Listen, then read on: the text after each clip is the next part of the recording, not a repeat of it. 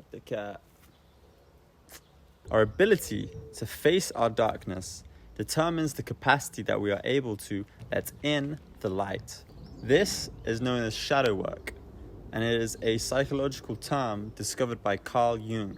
Jung describes the shadow as all of the repressed, unwanted parts of ourselves that we push down, and we rarely face these aspects because we create a persona of who we like to think we are, and we go out into society and act like this person. Those repressed parts of ourselves that we don't really want to deal with, they go into the shadow. You can find your shadow aspects by looking at what triggers you. That's a big giveaway of what your repressed emotions are, is if a certain thing keeps triggering you, that shows that that's a shadow aspect.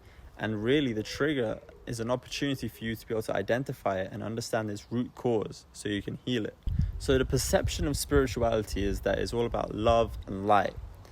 And that's true, but the capacity to be able to feel that love and that light and all of the higher emotions is all determined on the capacity that you're able to go deep into the depths of who you are and those aspects of yourself that normally people like to avoid.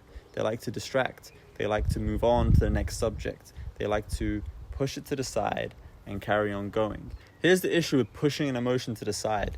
It's that when that trigger occurs again, that emotion's going to come back once again because you've not dealt with the root cause of the issue. And the more that happens, the less you're able to feel those higher emotions, right? Because you're constantly being triggered by this and that, and you don't know why, but you do know that it doesn't feel good. Think of it like a plant or a tree. The deeper its roots are able to go into the ground, the stronger its roots are, the more that it can sustain its growth. If a plant wants to grow and it's not got strong roots, it will just kind of fall.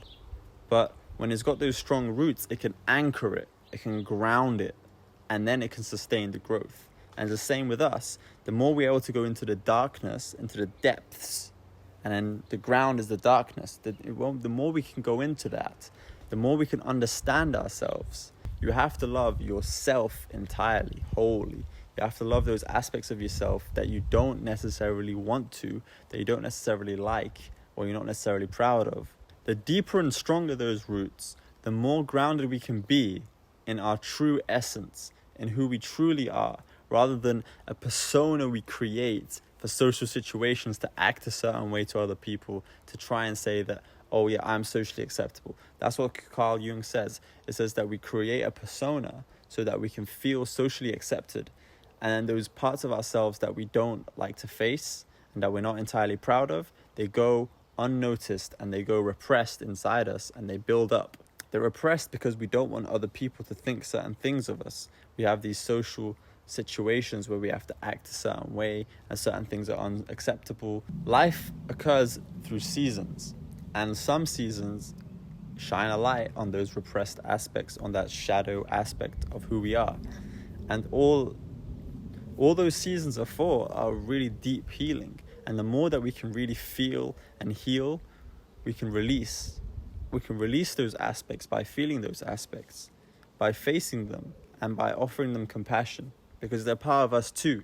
They are not separate from us, they are part of us. You cannot truly accept yourself if you're not able to accept yourself fully and accept the whole person you are. And so we must learn to be able to accept our shadow. And the only way we can accept our shadow is by seeing the story that's attached to it and listening to the wounds. The shadow is often a part of ourselves that's been wounded and that really needs the attention. The reason for those triggers, the reason for those shadow aspects is due to a story that we have built up and we've told ourselves because of a past experience. My cat is hunting. Look, let me show you. She's trying to find herself a mouse. So the point of this video was to say that don't avoid those parts of yourself. Face them with courage and face them with compassion, because that's what they're asking for. They're asking for a little bit of attention and acceptance, because they're us. Once we're able to listen to them, understand them, then we're able to transform them in a way that we never thought possible. My eyes been watering, so that's why I've I'm like squinting in this video.